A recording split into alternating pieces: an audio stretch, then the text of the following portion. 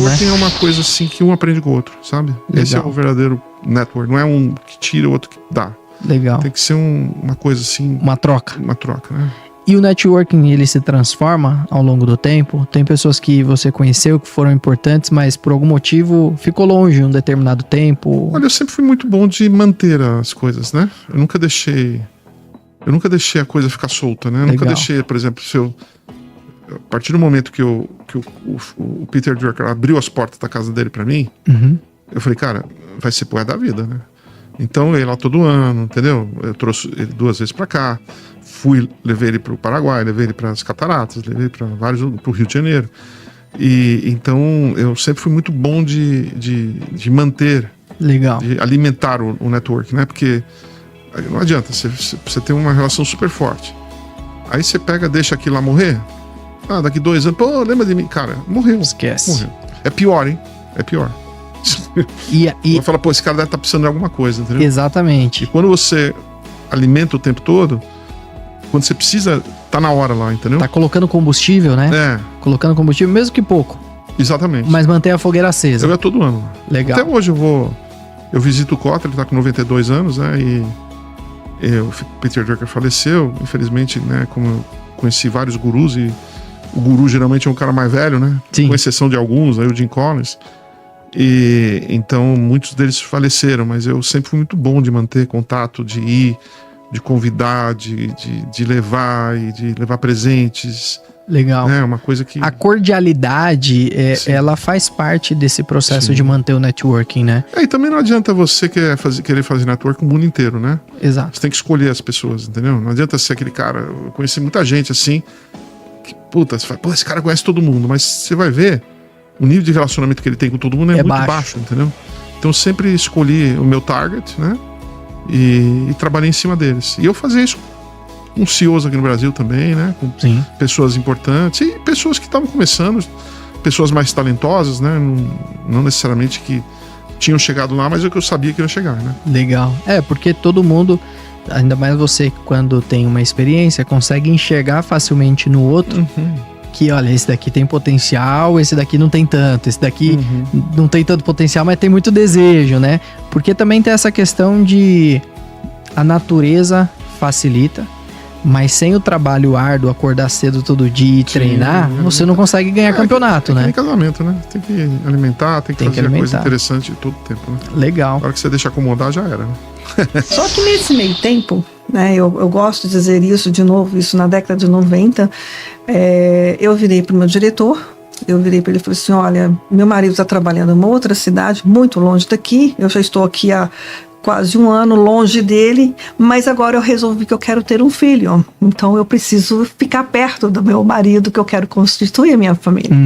E assim eu fiz, eu realmente saí da empresa. Você pediu demissão? Pedi demissão e fui e engravidei do meu primeiro filho. Que legal! Eu fiz exatamente assim, planejei, eu até costumo dizer para as meninas assim, não ser mãe ou a maternidade não nos impede de continuar, de continuar, de voltar, de sair, de voltar, né? É uma questão assim, de novo, é de querer, de ter a coragem de assumir que você pode ser mãe, né? E se planejar, né? E se planejar. Isso é um ponto muito importante, porque eu já ouvi isso de diversas mulheres que têm medo de engravidar por conta do avanço profissional. Sim. E ao mesmo tempo eu vejo mulheres, a minha própria esposa, que já era muito boa, e após ser mãe, eu vejo ela muito mais cuidadosa ainda com o ambiente de trabalho, percepções diferenciadas, e outras pessoas também trabalham comigo ao redor de mim, eu vejo essa percepção mais apurada ainda pelo fato de ser mãe, né? E então, na sua visão, a mulher tem que ter coragem para seguir a natureza. O que ela quer. O que ela quer. Eu acho que muitas deixam a maternidade como segundo plano, como se fosse uma opção. Ou eu vou para a carreira executiva, ou eu vou ser mãe. Perfeito. Não, eu sou prova viva que dá para ser os dois. Tá? E aí eu engravidei do meu primeiro filho e me mudei para Governador Valadares, uma outra cidade no interior de Minas. Só que esse filho veio a gravidez, veio a termo, mas ele faleceu. Ele teve complicações no parto e ele acabou não sobrevivendo. E nesse meio tempo, meu marido veio morar aqui em São Paulo, em Jundiaí. A gente recebeu uma proposta, ele recebeu uma proposta e viemos morar em Jundiaí. E aqui também gosto de reforçar de novo, isso há muitos anos atrás, há 30 anos atrás, em que realmente eu tive muita dificuldade de voltar para o mercado, porque as pessoas olhavam para mim e falavam, poxa, você tem 24 anos, casada, você vai engravidar? Não tem vaga para você. Olha só. Era claramente um preconceito. E podia se falar sobre isso. Não tinha problema, né? Isso não era um problema. Mas só que eu persistindo, né? Fui fazendo, continuando, né? Respondendo a resposta de headhunters, de agências de emprego, aquela coisa toda. E arrumei um trabalho numa empresa de engenharia e construção em Jundiaí, na cidade onde eu morava. Só que não era mais gerente, eu já estava gerente, né? Mas falei, tá bom, não tem problema, eu vou ser subcontadora, eu vou começar de novo, deixa as pessoas me conhecerem.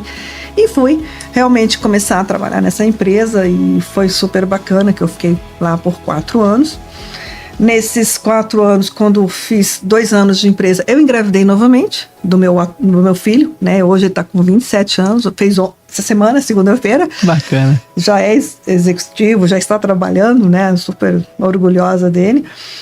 E engravidei desse meu filho e, como era previsto naquela época, realmente meu atual, naquela época, meu chefe, ele não agradou muito da situação. Né? Ele ficou assim meio baqueado, tipo como se eu estivesse contando alguma coisa que fosse absurda, né? Eu falei, olha, deixa eu só te contar uma história. Para mim ser mãe é muito importante. Então assim, se você achar que é importante, se você achar que não tem como, né, aceitar essa minha condição, eu peço as contas, perco todos os meus direitos trabalhistas, mas eu não perco meu direito de ser mãe, que é a coisa que eu mais quero na minha vida. Bom. E assim eu fui. Né? E ele ficou meio sem graça, porque ele percebeu que, né, foi indelicado e tudo. Mas aí eu consegui, tive meu filho e assumi essa maternidade com muito orgulho, que é uma coisa que eu sonhava muito, era uma coisa que eu queria, eu não seria talvez a pessoa tão feliz e realizada se eu não tivesse sido mãe, né? E quando eu voltei da licença maternidade, né, e depois que eu também gozei férias, fiz tudo que eu tinha direito, eu fiquei para ficar 6 meses com ele em casa, né. Quando eu voltei, ele chegou para mim, olha, eu vou te desligar realmente, porque, né, já tinha outra pessoa no seu lugar e tal, e fui embora para casa. E quando eu cheguei em casa, o dono da empresa me liga, olha, eu quero conversar com você. Eu falei, como assim? Não, vem aqui que eu quero ter uma conversa com você. Quando eu descobri, ele queria me dar o cargo de gerente e assumindo o lugar que esse meu chefe tinha até então assumido. Uau! Foi muito... Que louco isso! Foi muito louco, né? Cara, que virada de jogo, né? Foi porque eu falei assim, bom, eu realmente não esperava, né? E ele falou, não, é que eu perguntei ao pessoal, quem tocava aquela contabilidade é você, então eu quero que você assuma. Era a contabilidade das 4 empresas dele, eu me tornei, aí eu voltei a ser gerente de novo da empresa e tudo mais, com uma equipe. Que virada de jogo legal, hein? Foi. E assim, a gente não espera, né? Porque a gente não sabe quem está vendo mesmo o seu trabalho, como é que as pessoas reconhecem isso. E chegou até o dono da empresa, sim, né? Meu sempre trabalho. Tem alguém olhando, né? Tem. Isso é um ponto importante, que às vezes as pessoas falam, pô, eu tô aqui ralando e ninguém tá olhando. Não, tem sempre alguém olhando.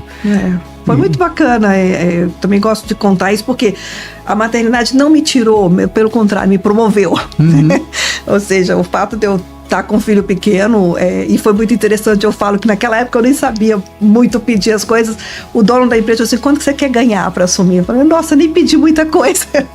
Boa. A gente nem sabe como pedir, porque é a primeira vez que você se coloca numa condição dessa. Situação dessa e é inesperado, né? Mas é muito gostoso quando você tem o seu trabalho reconhecido e, de novo, gente, pode ser... Sendo mãe, a maternidade não te pelo contrário, igual você falou, ela te enaltece, ela te dá mais força, te dá mais energia, isso sem dúvida nenhuma. A gente percebe que isso te dá mais energia, a gente fica muito mais ligada, a gente fica, né, talvez porque tem mais, né, tem o filho para cuidar, eu não sei, mas a gente se transforma talvez a nossa força se multiplique aí por 10, por 1000, não entendo, mas dá para ser mãe, dá para ser executiva, dá para ser promovida, dá para tudo. Que legal. Que a gente queira. E esse posicionamento que as empresas no passado tinham em relação às mulheres engravidarem, e que era totalmente aceito naquela época, embora fosse inadequado e enfim, gente pode colocar aqui um monte de adjetivos para negativar essas atitudes, hoje já não é mais assim, né? Não. De maneira geral. Como é que você enxerga as companhias hoje? Elas são de fato mais humanas nesse fator? Léo, eu posso concordar com você em partes, porque eu tenho dado mentoria para muitas mulheres aí na sua faixa dos seus 30 anos. Muitas trazem para mim esse tipo de preconceito e preocupação, né? Eu acho que as empresas têm um esforço, né? Precisa muito mais, mas ainda as mulheres, quem eu já mentorei, estão congelando seus óvulos porque precisam assegurar de que elas podem engravidar depois da carreira. Ainda existe toda essa dúvida de quando que eu posso, né? Foi o que eu comentei logo no começo. Eu tenho que escolher, ou vou ser executiva ou vou ser mãe? Não, né? Ainda tem, né? Eu não sei se isso é um bias da própria mulher, né? Tipo, eu não posso, não me permito, ou se é ainda da sociedade como um todo, né? Mas eu vejo as empresas se esforçando, eu vejo empresas que contratam mulheres grávidas, isso tem sido mais frequente, mais recorrente, né? Mas eu acho que tem um trabalho enorme, Léo. As pessoas ainda, acho que também pelas mulheres, como eu falei, eu acho que a gente tem esse preconceito que não é uma coisa, não é muito falado, né? É meio velado. A gente, na nossa atitude, a gente acaba se boicotando porque em algum momento você sabia que você tinha que fazer uma escolha, que você não podia ser mãe e ser executiva, né? Eu acho que isso é um bias muito forte. Não, sem dúvida. E nesse seu papel de mentora, né, que é um outro chapéu que você exerce, que é um papel muito bonito, inclusive, que é entregar para determinadas pessoas aquele conhecimento, aquela experiência que você tem e que ajuda a pessoa a tomar uma decisão, né? Mas que você não pode simplesmente falar faz isso ou faz aquilo, a pessoa é que tem que tomar a sua própria decisão. Então, mas eu acredito que ao compartilhar esse conteúdo, essa experiência, essa visão, as mulheres têm talvez se sentido mais encorajadas para tomar um caminho que leva àquela realização pessoal junto à realização profissional, né? Seja a maternidade, seja um curso no exterior, seja qualquer coisa que vai trazer a felicidade interior para ela, né? Eu costumo dizer o seguinte: a gente tem que se priorizar, né? A mulher, ela não, é mais difícil ela colocar ela como a primeira prioridade da vida dela, né? Então tem sempre ou é o filho, ou é o marido, ou é a casa, ou são os pais, e ela vai ficando na última prioridade, né? Então eu costumo dizer muito para as minhas mentoradas e dizer, olha, se priorize a sua vida, priorize aquilo que você quer, se é realmente a carreira e qual carreira que você quer desenvolver, mas coloque você na prioridade. E isso é muito difícil pra gente, né? De novo, pra mulher, porque a gente, quando a gente tem, né, principalmente a maternidade, é difícil a gente se priorizar, né? O filho vem em primeiro lugar, sim, né? Sempre, não tem jeito. Acho que ir pro resto da vida, né? Mas pensando assim, de uma forma, você tem que sempre se policiar e ter isso como colocar no mindset mesmo, né? E se gostar muito, se valorizar.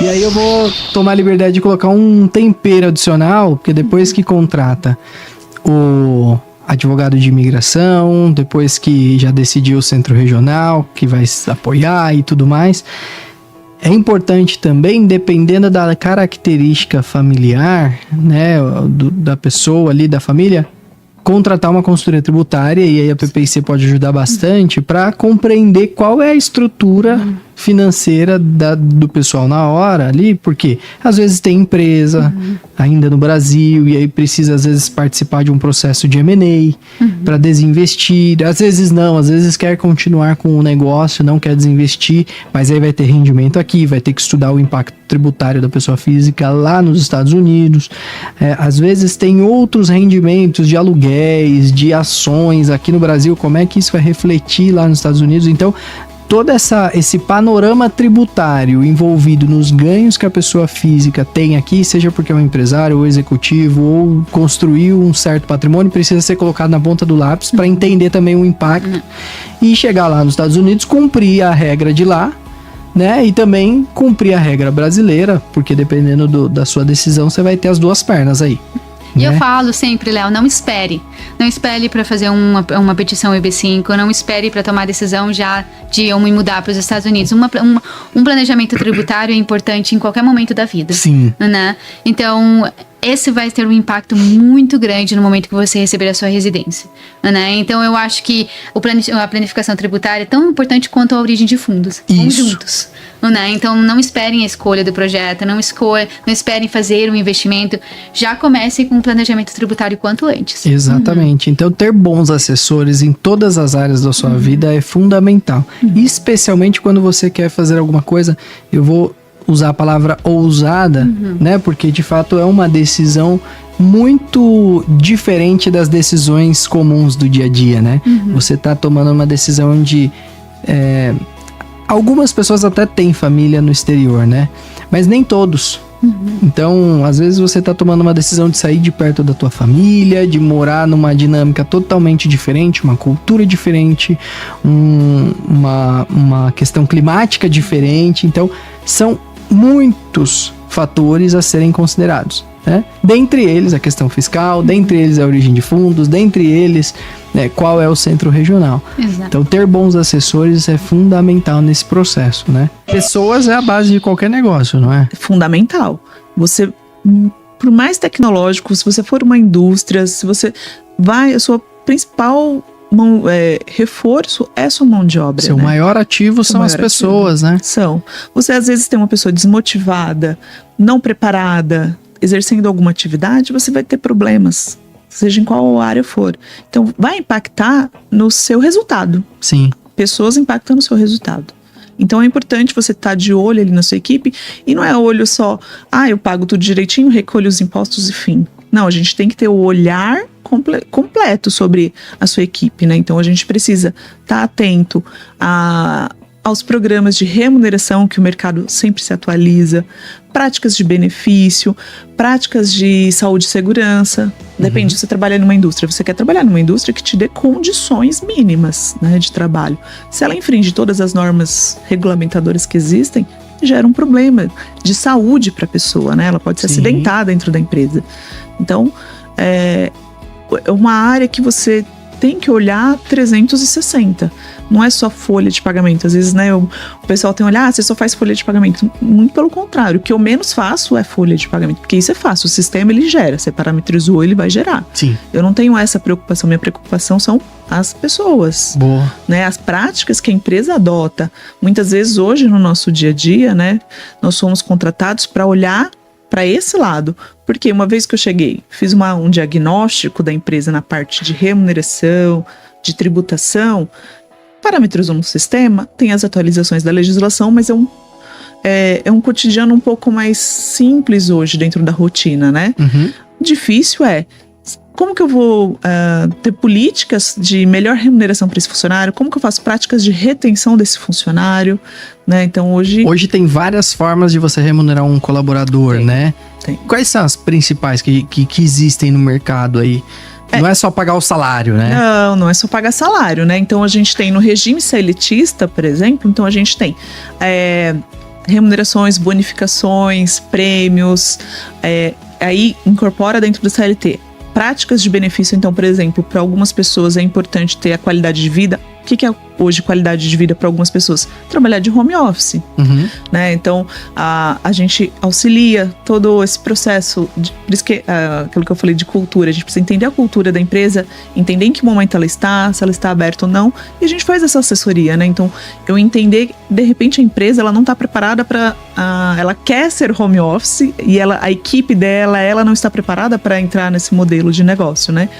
Então, a gente vai ali, então, tem que entender, às vezes, a melhor prática de benefício. Tem gente que ama atividade física, então hoje a gente tem os aplicativos, né, que você pode frequentar qualquer academia. Então a gente começa a entender a empresa, as necessidades dela, as dores que ela vive, e colocar ali uma prática de benefícios que vai melhor atrair o profissional e reter esse profissional.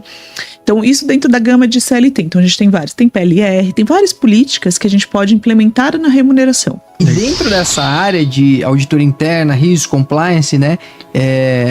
existe muita inovação, muita tecnologia embarcada, muita visão ali holística do próprio negócio, de como que se pode fazer melhor, reduzindo risco e tudo mais. E eu sei que você é um dos profissionais mais bem preparados na atualidade em auditoria contínua, né? É um dos precursores aí desse tema.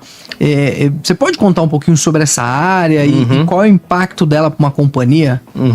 Eu comecei a ter um pouco de contato com a auditoria contínua, monitoramento contínuo, quando eu mudei lá para Protiviti, né? Para ICTS Protiviti. Então ali eu tive a oportunidade de conhecer um pouco sobre a técnica, uma das técnicas, né, da auditoria, que é uma técnica mais inovadora, vamos dizer assim, da auditoria contínua e do monitoramento contínuo, onde eu abracei alguns projetos desafiadores, né? Era uma novidade ali um pouco no mercado, tanto para nós como profissionais, mas também para a empresa.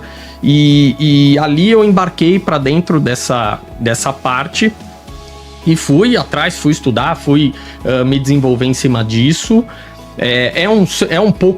Trata um pouco do futuro da nossa profissão como auditor interno, né? Visto que essa técnica é uma técnica de aplicação da auditoria, só que baseada em dados, né? Requer toda ali uma demanda de dados, uma autodependência em cima de dados. Coube um pouco a mim a buscar o desenvolvimento dessas rotinas e práticas dentro da companhia, mas também apoiado por por profissionais ali que conheciam um pouco de linguagem de programação, conheciam um pouco de lógicas de auditoria para poder desenrolar todos esses projetos e, consequentemente, essa técnica, né? Entendi, não é um trabalho feito sozinho, é um trabalho feito a 4, 8, 12 mãos, né? Porque envolve muita tecnologia, como você falou, um volume de dados massivo, que muitas vezes a empresa, o cliente, não sabe o que fazer com esses dados, né? E através disso, de metodologia, de tecnologia, de equipe, você consegue fazer um trabalho de auditoria com base nos dados. Seria mais ou menos isso. É mais ou menos isso, Léo. A gente fala assim, gosta de falar em boas palavras que é isso. A gente sabe que é muito desafiador, porque para as empresas também é um desafio, né? Ter dados sistêmicos, ter todos confiáveis, né? Confiáveis, íntegros, né? Que você possa trabalhar e passar a rodar uma auditoria via script, né? Via indicador, por exemplo. E para nós aqui desse lado também como consultores, no intuito de desenvolver esses scripts, de fazer a leitura desses dados e falar para o cliente se ele está apto ou não, se ele pode ou não ter uma auditoria contínua rodando dentro dos seus processos. Porque nem todo mundo vai estar preparado, né? Exato. E acho que é importante falar um pouco sobre essa preparação, porque o Brasil, por exemplo, tem mais de 90% das companhias com gestão familiar. Muitas dessas companhias têm um alto nível de governança, mas a maioria ainda não. Ainda requer a aplicação de sofisticadas práticas de administração, de controles internos, de gestão de riscos, implementação de sistemas legados, né, os ERPs de alto nível. Exato. Quando você chega numa empresa normalmente familiar, de médio porte, que ainda não tem tanta sofisticação, eles estão acostumados a usar o SAP, né? Que é o Sistema Avançado de Planilhas. Então, fica muito difícil você implantar uma auditoria contínua que está baseada em tecnologia se a pessoa não tem, né? Se está ali de uma maneira mais arcaica, né? Exato, então, Léo. também você participa de um processo educacional junto ao cliente, de orientar e traçar um plano assim, olha, um dia você precisa ter, mas hoje vamos fazer o básico bem feito. Existe esse processo quando você está conduzindo seus projetos? Sem dúvida, Léo. Eu falo que um dos passos da implantação da auditoria contínua e do monitoramento contínuo é o assessment de TI que a gente faz. E é exatamente isso que você explicou aqui. O assessment de TI visa identificar se o cliente tem ou não condições, tem em seu ambiente dados suficiente para poder rodar uma auditoria contínua. Legal. Né? E de uma forma bem franca, bem clara, a gente se comunica com o cliente e passa para ele que, olha, nesse momento não é suficiente. Você possui dados, mas ainda não são dados íntegros, não são dados confiáveis. Então, dá um passo para trás, segue com uma auditoria de assurance mesmo, de validação documental, como planilhas SAP que você comentou, né, Léo? Planilhas em Excel, por exemplo. Segue para essa auditoria mais tradicional, se prepara, né, com automações de processos, com RPAs, com automatizações ali dentro do ambiente, para aí sim, quando tiver mais preparado, mais maturo, seguir para uma linha de auditoria contínua e monitoramento contínuo. Legal. E aí eu imagino que isso traz para a companhia um nível de acuracidade maior e também um menor nível de investimento, né? Então a empresa só tem ganhos ao ter auditoria contínua, por exemplo. Sim. Eu falo que os benefícios, eles são muitos, né, Léo? Você consegue ter ali um incremento na sua análise gerencial, porque passa naturalmente você a despender menos tempo naquela atividade, você já vem com aquela atividade pronta, com aquela análise pronta, você consegue voltar os seus esforços para aquilo que tem maior risco, né? Que é o que hoje a gente é muito cobrado, para olhar para aquilo que realmente é importante dentro das companhias. Você consegue direcionar ou identificar problemas de forma mais tempestiva. E isso é muito bom, porque você... Imagine que ali tá pegando fogo em algum lugar e você consegue, em um curto espaço de tempo, ir lá e apagar esse incêndio, né? Você não espera aquele incêndio consumir todo o armazém para poder apagá-lo. Então, é bastante benéfico para uma companhia quando ela consegue implantar esse monitoramento contínuo ou essa auditoria contínua. Ela tem um ganho em larga escala, se você falar em longo prazo, um ganho muito absurdo. Pô, que bacana. E para as pessoas que nos assistem até poderem compreender, porque a gente tem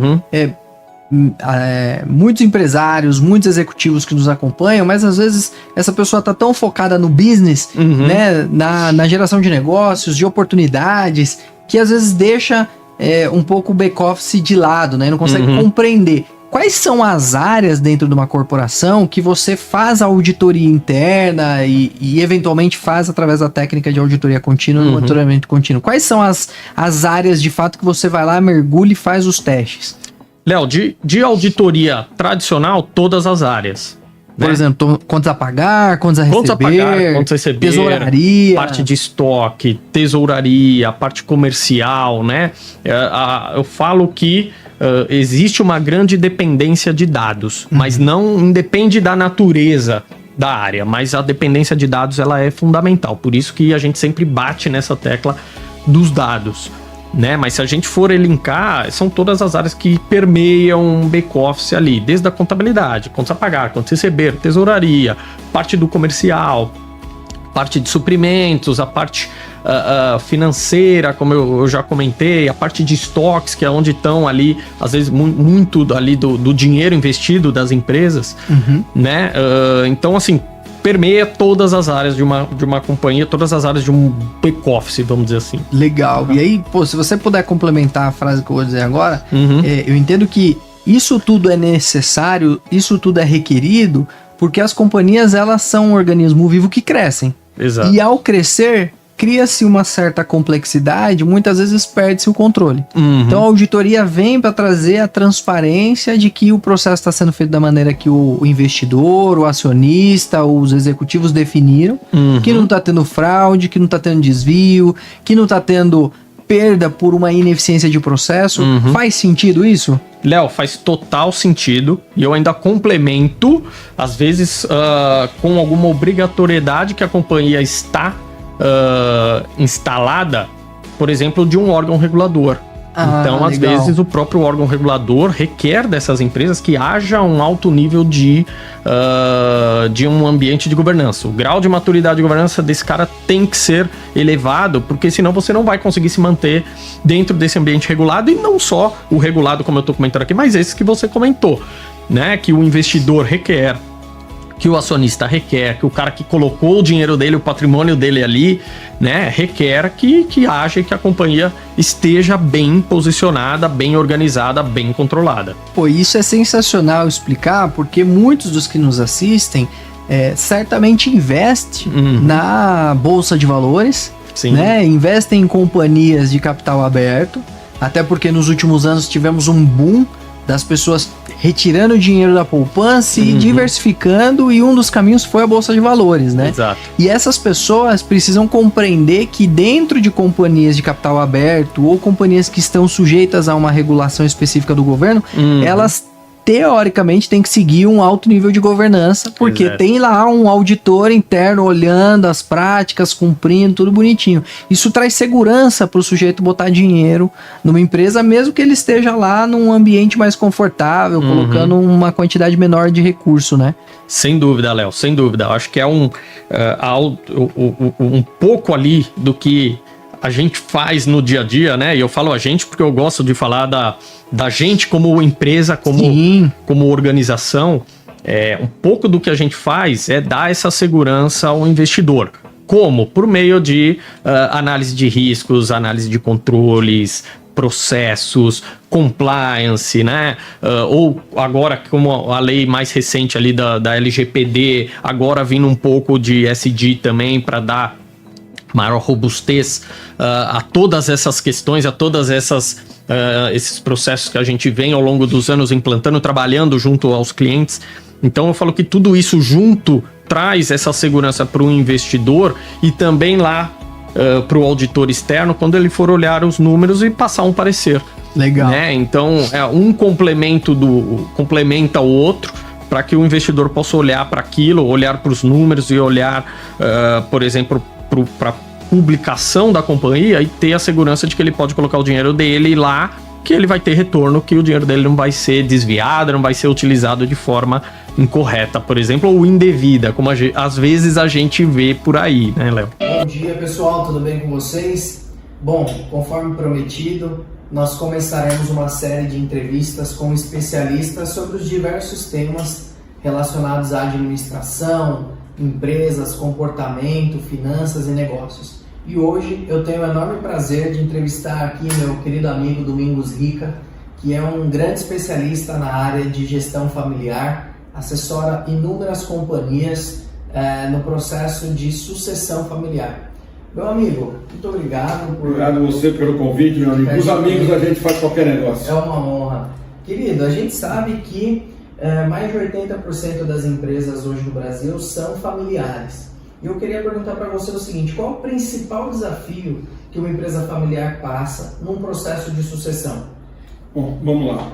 Um dos maiores problemas que a gente enfrenta ao longo dos 30 anos é a geração da primeira para a segunda geração. Porque a primeira geração ela entende que é o negócio, é o funcionário, é uma série de outras coisas. E algumas coisas são chaves para eles. Primeiro, palavra, credibilidade e cultura. Você não vai ensinar seus filhos, muitas vezes, a ensinar planejamento estratégico, uma série de outras coisas.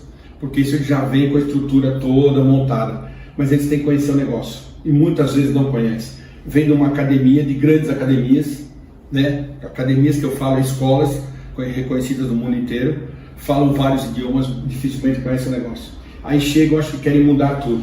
Esquecem que tem que entender aquilo que eu falei, cultura, valor. Então, essa transição, ela tem que ser muito bem feita, porque senão existe aquela história do pai rico, filho nobre e neto pobre. Entendi. Curioso. O que você está dizendo é que o pai normalmente é o fundador, é o empreendedor, aquele que teve uma ideia e colocou na prática. E é o cara que pensa no negócio. Ele trabalha, uma parte ele usa para ele e outra parte, 70%, ele joga na empresa. Se isso não for muito bem colocado, a segunda e terceira geração pensam primeiro no status, no carro, uma série de coisas básicas. Então você tem que deixar a coisa arrumada para que isso não ocorra e não destrua a empresa. Entendi. Entendeu? Entendi. Até porque o filho, ele vem, como você mencionou, da academia. Ele vem com conceitos novos, modernos. É aquele que usufrui dos bens que o pai gerou e ele vai para boas faculdades, fala outros idiomas e ele quer implementar aquele moderno plano de gestão que ele viu na faculdade, mas na prática normalmente não é assim que acontece, né? Tem que ter palavra, tem que ter aquele relacionamento muito próximo com fornecedores, com clientes, que o pai normalmente criou isso. É dessa forma? Não, é mais ou menos isso, porque não que a academia não seja importante, é tudo muito importante. Só que é o seguinte, muitas vezes o funcionário que está lá 20, 30, 40 anos na empresa, viu esses filhos de calça curta. Eles foram para a empresa e tal.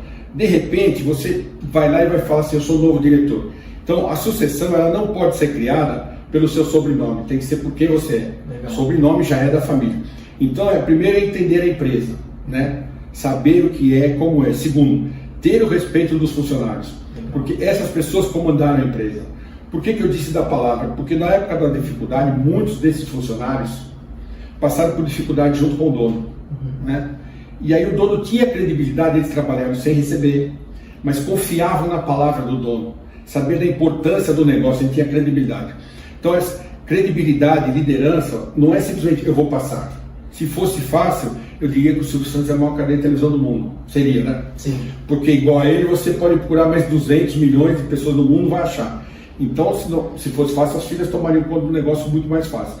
Então, é mostrar a importância do negócio, respeito aos funcionários, que para dono de empresa, respeito ao funcionário é coisa sagrada, e entender que o status é uma das coisas menos importantes. Sim, muito legal.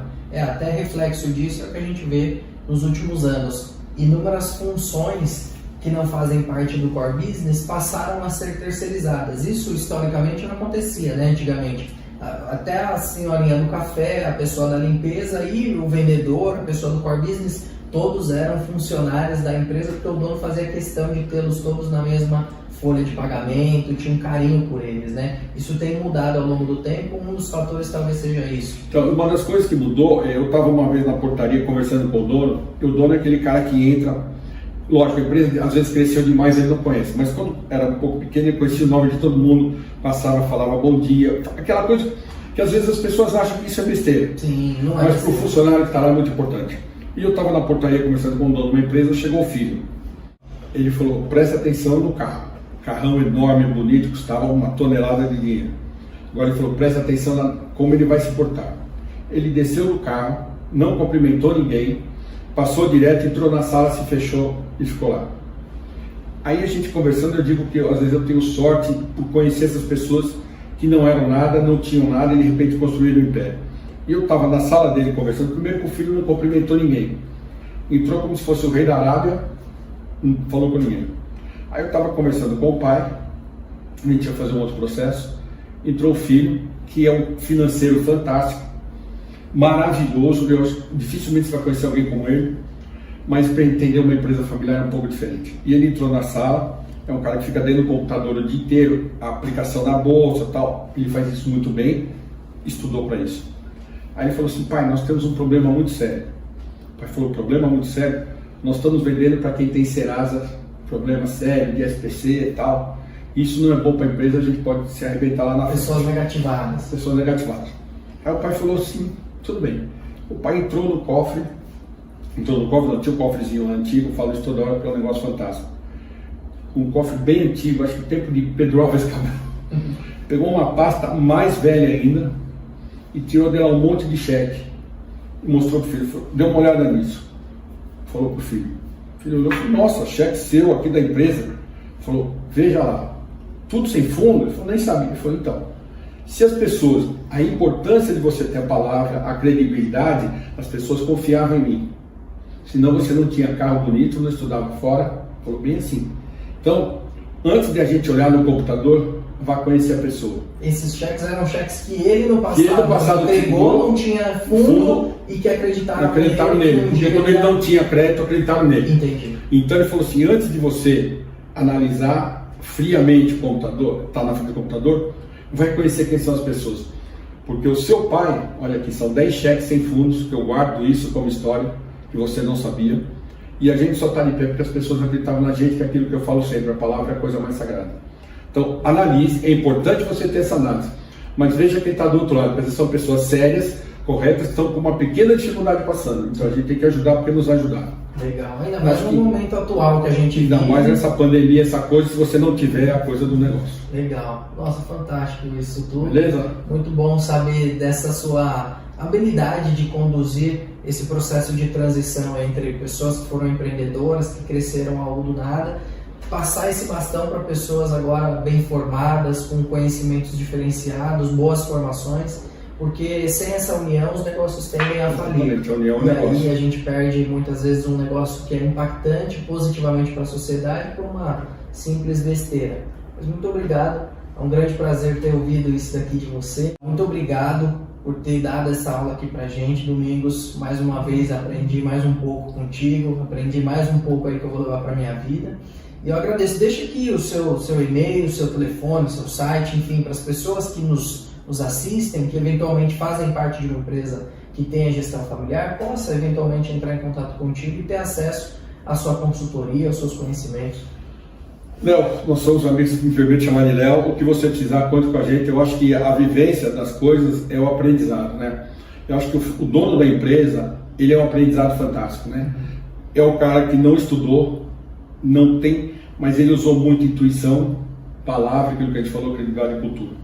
Mas eu acho que esse é o grande fator, porque a empresa familiar é geração de renda e emprego no país. Se a gente valorizar isso, valoriza tudo. Mas se você quiser conhecer um pouco mais, entre no nosso site www.empresafamiliar.com.br. Muito obrigado. Tchau, tchau, pessoal. Obrigado. Tchau. Até a próxima. Sim. E como que foi esse processo de... Rodrigo, agora você vai sair dessa função de, vou usar a palavra que você usou, de ajudador, que é uma função extremamente importante, e você vai ser um ajudador com título. Você conquistou isso. Como foi esse momento, esse processo para você e para o seu pai também? Eu lembro até hoje desse dia, assim, a gente estava numa reunião mensal de alinhamento de metas e tudo mais que a gente tinha, e aí meu pai virou assim na reunião, bom, eu queria comunicar para todo mundo aqui que a partir de agora o Rodrigo faz parte da diretoria da empresa. Eu olhei, falei, é pegadinha, vai sair uma câmera de algum lugar. Ele simplesmente não tinha combinado isso previamente comigo. Aí todo mundo, parabéns, tudo mais. E aí eu me senti aquele cara que mentiu no currículo, né? Eu falei, e agora? O que eu faço, não é mesmo? Porque eu tava realmente nessa função de fazer mini projetos e prover melhorias ali para as pessoas e processos da empresa, né? Mas ali deu uma viradinha de chave em mim. Eu falei, bom, agora eu tenho o título e com grandes poderes vem grandes responsabilidades, como diz o tio Ben. Então eu tenho que fazer valer isso daqui. Ali eu comecei a entender que a chave eram as pessoas. Eu acho que essa é uma visão muito importante da gente passar.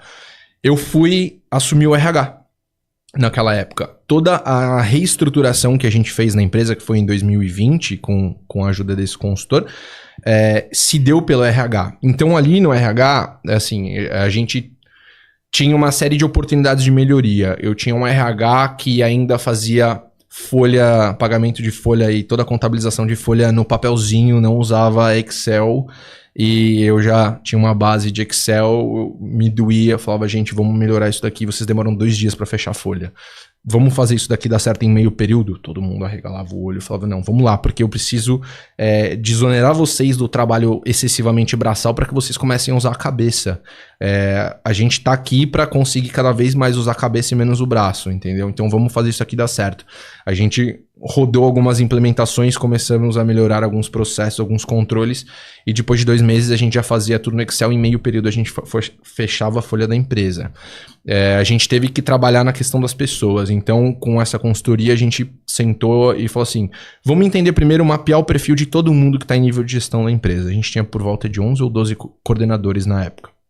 A gente mapeou o perfil de todos eles com uma série de testes e a gente entendeu, bom, esse cara tem um perfil inovador, esse cara tem um perfil analítico, esse cara tem um perfil pacificador, esse tem um perfil de inovação. A cadeira que ele tá é a mais adequada para esse perfil. Olha, no RH é bom que a gente tenha um perfil pacificador, porque é uma função intrínseca do RH. Mas eu também preciso ter uma pessoa que tem uma capacidade de análise, porque a gente vai ter uma transformação gigante no RH pelo RH, e se a gente não conseguir controlar os números disso tudo, não vai dar certo. Então, beleza, a gente precisa de uma pessoa assim, assim, assado. Bom, ali na parte da logística, o que eu tenho um perfil? Putz, eu tenho um perfil do cara que é estritamente, o perfil do amante, né, do RGMA. O pessoal de RH conhece bem. Será que um amante é bom nessa posição? Vamos entender com o cara, chama o cara para conversar. Isso é um negócio que eu sempre achei muito interessante.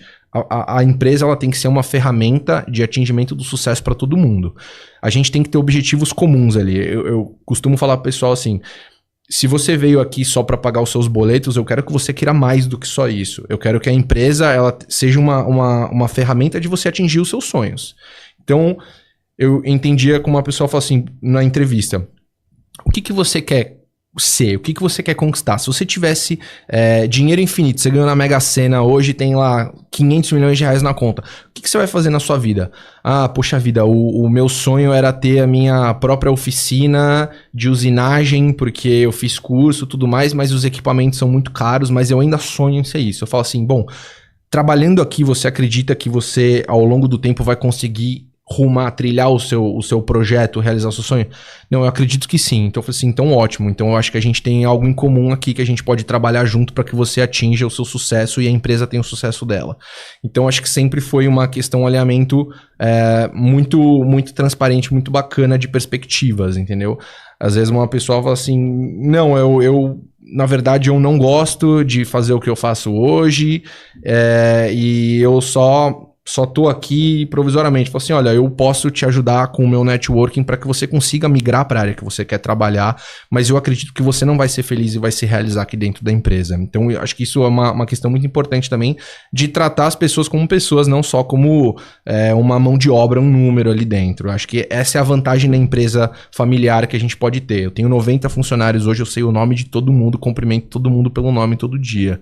Então, enquanto eu puder fazer isso, meu cérebro me permitir decorar o nome de todo mundo, eu pretendo continuar fazendo isso. Eu acho que essa é uma vantagem de ser uma empresa familiar. Colegas que trabalham em multinacional, às vezes têm uma dificuldade maior em relação a isso, né? Ele é um RA, às vezes. É um número, né? É um número dentro da área dele. Então, tem que ter as suas vantagens também. Então, pelo RH, a gente começou a fazer todo esse mapeamento.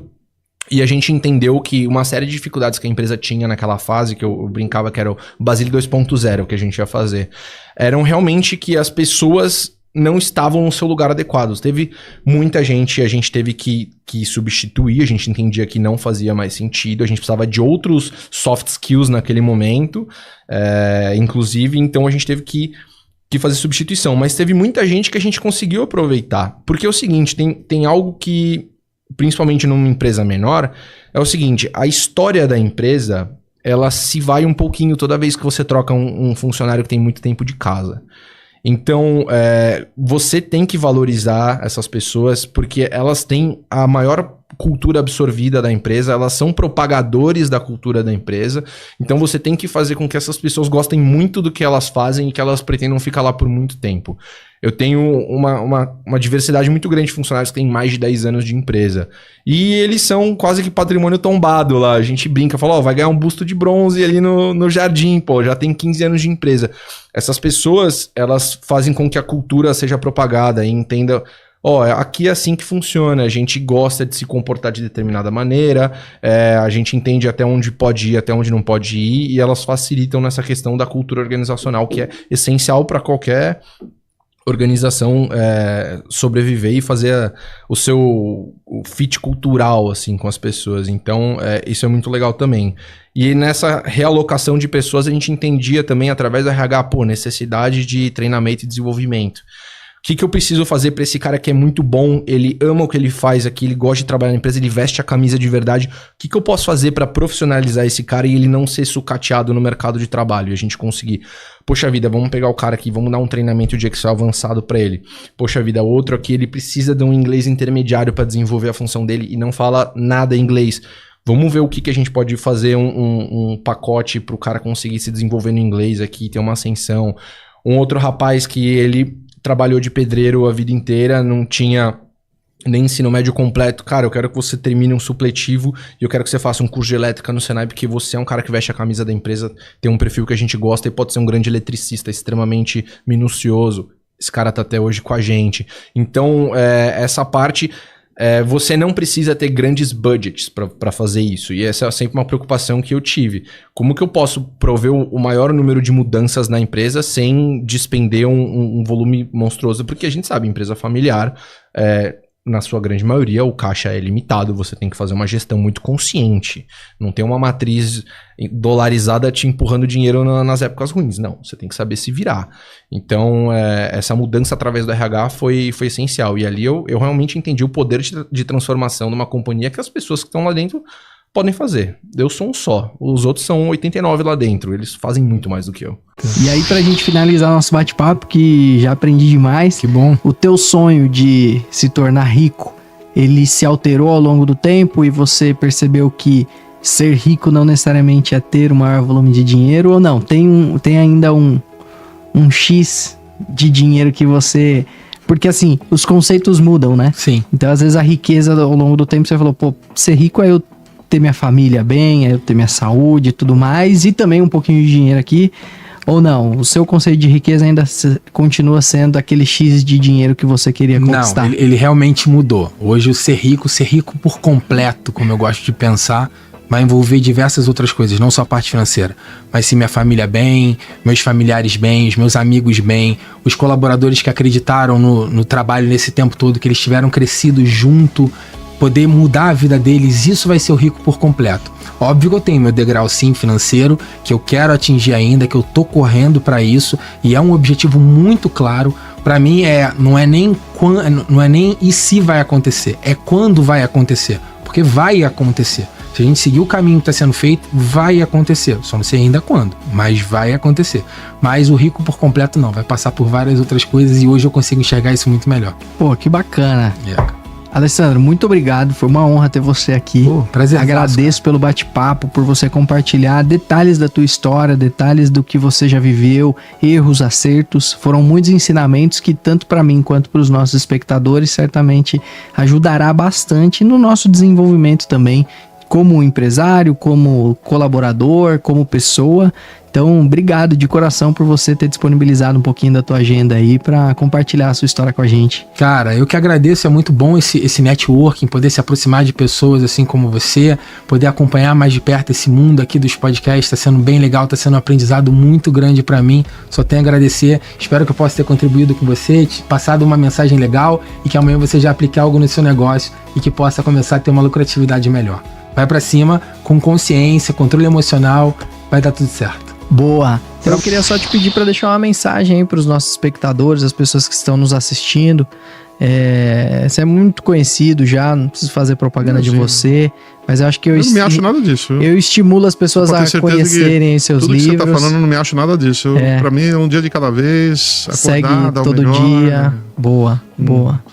A gente vive num mundo de muitas possibilidades, né? E de muito conhecimento, né? Onde você não tem mais que...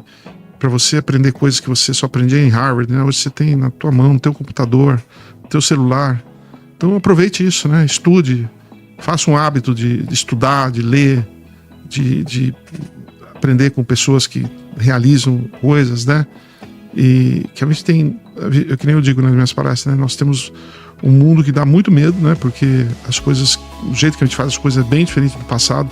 Tanto que inúmeras empresas têm se perdido pelo caminho, né? Você vê no varejo, um monte delas, Oi, e Polishop e tantas outras que estão com dificuldades. Aliás, eu não sei se a Polishop tá. Se não... também não sei. Tá bom, mas por alguma razão eu lembro. Mas se não tiver, desculpa.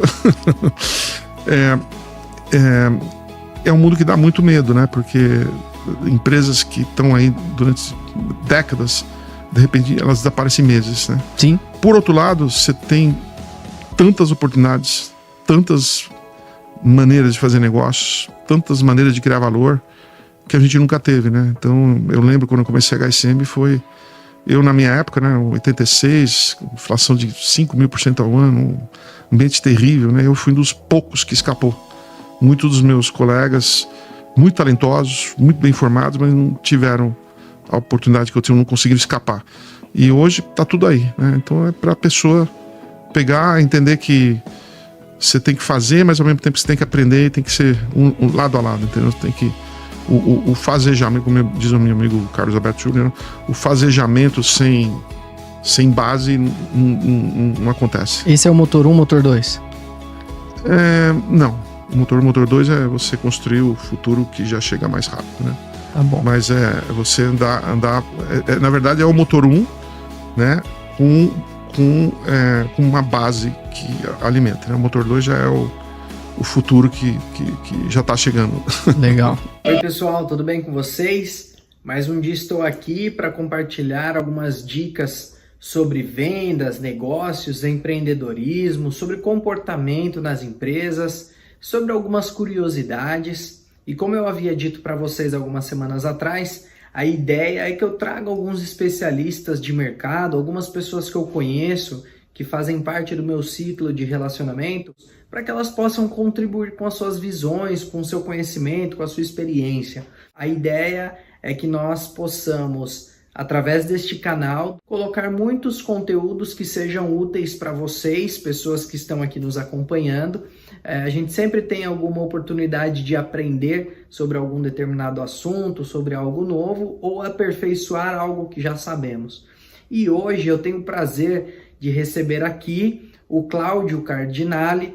Ele fez com muito carinho um vídeo para explicar o papel do CFO moderno. CFO, para quem não sabe, é uma sigla em inglês que significa Chief Financial Officer. Em português, o diretor financeiro, né? É uma função de muita importância dentro das organizações, é uma função estratégica, uma função de apoio à presidência, e que certamente, se a sua empresa não tem, ela deveria ter, e se a sua empresa tem, passe a valorizar cada vez mais este profissional, porque é um profissional que tem qualidades e competências de liderança e também competências técnicas da área financeira, contábil e estratégia para apoiar o desenvolvimento do negócio.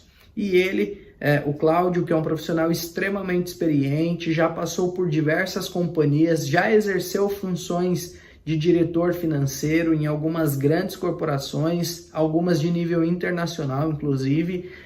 Ele está aqui através deste vídeo que eu vou colocar em seguida, para compartilhar o seu conhecimento, compartilhar um pouco da visão dele sobre o CFO moderno. Então eu espero que este conhecimento que ele trará para nós seja útil para você, que você consiga aprender cada vez mais. E, por fim, se você gostar desse conteúdo, compartilhe com outras pessoas, compartilhe com colegas de trabalho, com seus parentes, com seus amigos, enfim. Curta o vídeo, compartilhe. Eu vou colocar aqui no link desse vídeo da descrição o perfil do YouTube também do Cláudio. Vá lá, siga ele, faça também a sua contribuição ao perfil dele. Siga ele também em outras redes sociais, em especial a profissional aí que muitas pessoas usam. Pessoal, espero que vocês aproveitem. Cláudio, embora em função da pandemia nós não estejamos juntos, receba aqui meu abraço e o meu agradecimento pelo seu tempo, sua dedicação e compartilhar esse seu conhecimento conosco e com essa turma boa que está aqui assistindo a gente, tá bom? Pessoal, depois do final, não esquece de dar um like aqui no vídeo, de ativar o sininho para que vocês possam receber as notificações e fique ligado aqui no canal que cada vez mais a gente vai compartilhar conteúdo útil, conteúdo agradável e que possa ajudá-lo a avançar, ajudá-lo a dar um próximo passo em relação à vida, tá bom? Muito obrigado a todos, fiquem com Deus. Tchau, tchau, aproveitem o vídeo. Olá, pessoal. Gostaria de compartilhar com vocês uma reflexão a respeito do papel do CFO moderno. O diretor financeiro, ou a diretora financeira, sempre foi uma posição de respeito no mundo dos negócios. De um especialista financeiro, evoluiu para um profissional com visão estratégica dentro das organizações. Mas quais são as características que fazem deste profissional alguém tão vital para os negócios? Bem, ele é o braço direito do CEO, o acionista. O CFO de hoje é o defensor entusiasta das ideias do CEO ou do acionista. Deve ser alguém de absoluta confiança, de integridade inquestionável. Alguém capaz de inspirar credibilidade e bom senso. De tal forma que o CEO se sinta à vontade para compartilhar tudo, desde as suas ideias estratégicas até as suas lutas e angústias pessoais ou profissionais. Contudo, o CFO moderno, mesmo compartilhando certos valores e ideias, deve pensar de forma independente o suficiente para fornecer uma perspectiva alternativa. Além disso, o CFO moderno vive, respira e coloca em ação a visão corporativa do acionista. É um indivíduo que entende a importância da cultura, da marca e da estratégia e trabalha ativamente em equipe para alavancar os negócios. É necessário ser alguém de excepcional inteligência emocional para lidar e estar em sintonia com a cultura da organização. Ele, ou ela, também é um conselheiro estratégico. O CFO moderno é um consultor de primeira linha do comando. Ele entende em profundidade as oportunidades de mercado, a estratégia e o modelo de negócios da organização e fornece uma perspectiva única que abrange toda a empresa. Para exercer bem este papel consultivo, o CFO deve ser, primeiro, um executivo de negócios e depois um executivo financeiro. Como o CFO tem acesso às informações financeiras e contábeis, assim como forte liderança, ele é a pessoa melhor preparada para enfrentar as necessidades estratégicas do negócio. A pessoa nesta posição, por vezes, deve se afastar um pouco dos relatórios e abraçar os insights de negócios, falando a linguagem do business e compreendendo seus principais impulsionadores. Deve ser também inovador e deve impulsionar soluções tecnológicas inovadoras para apoiar o negócio, adotando a mentalidade de produto, que estes precisam ser envolventes e que entreguem o resultado desejado e que evoluam continuamente. É claro que existem itens legais, regulatórios e financeiros que são necessários para o CFO de hoje entender e dominar, e até gerir, como fluxo de caixa, impostos, planejamento financeiro, contabilidade, ativos, fazer uma gestão de risco muito transparente e eficaz, etc. Mas o CFO moderno, acima de tudo, ele é um líder. Ele precisa ser confiável, de alto padrão de integridade, deve ser proativo, ter um pensamento analítico, intuitivo, deve ser colaborativo, orientado para o trabalho em equipe, ter uma comunicação transparente e fluida com todos os níveis da organização, ter alta capacidade de decisão, muitas vezes difíceis, e ser multidisciplinar. Bem, as responsabilidades de um CFO moderno incluem inúmeras áreas de atuação. Ele não é apenas um especialista em processar números. Ele é o profissional que usa as informações financeiras e analíticas para direcionar e tomar boas decisões estratégicas. E, dessa forma, impulsionar o crescimento exponencial da organização. Bem, pessoal, é isso daí. Muito obrigado e até a próxima.